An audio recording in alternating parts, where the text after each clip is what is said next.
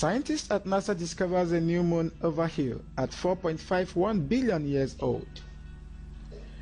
A current report says that a new moon has been discovered overhill, and it has been estimated to have existed for over 4.1 billion years old before now. And according to this new report, it turns out that the moon is older than many scientists suspected, a ripe of 4.51 billion years old.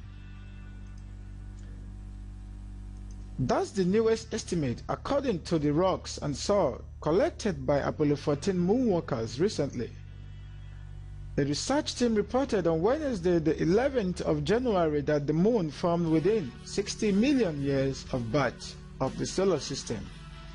Previous estimates ranged within 100 million years all the way out to 200 million years after the solar system's creation, not quite 4.6 billion years ago.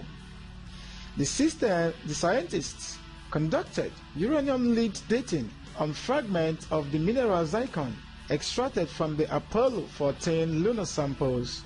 The pieces of zircon were very little, no bigger than the grain of a sand.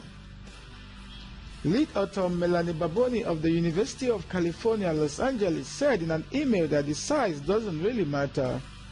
They record amazing information, not less. She also added that the moon holds so much magic and the key to understand how our beautiful Earth is formed and evolved.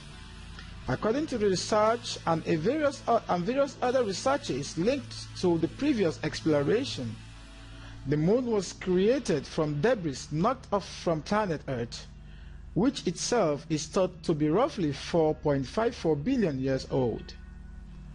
Some of the 8 zircon samples were used in a previous study, also conducted at the University of California in Los Angeles, that utilized more limited techniques.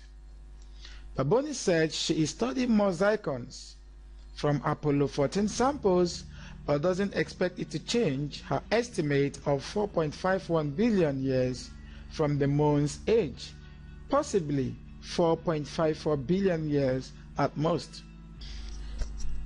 It would be a more double-checking than anything else, she explained.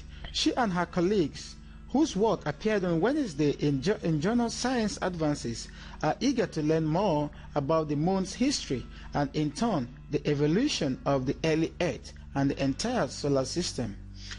Apollo 14's Alan Shepard and Edgar Mitchell collected 92 pounds of rock and used the tubes to dig up soil while exploring the moon's Framuros Highland in February 1971. They conducted 2 spacewalks, spending 9 hours altogether out on the lunar surface. It's the second major moon study this week.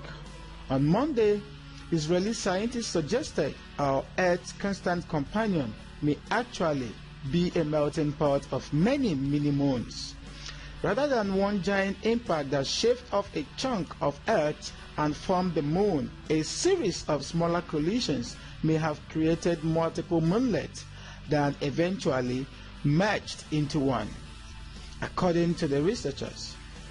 Baboni said that regardless of how the moon came to be, one big strike at Earth, many smaller moons, or even none at all, you still end up at the end solidifying the moon as we know it today. The giant impact theory holds that the resultant energy formed a luminous lava ocean that later became solid.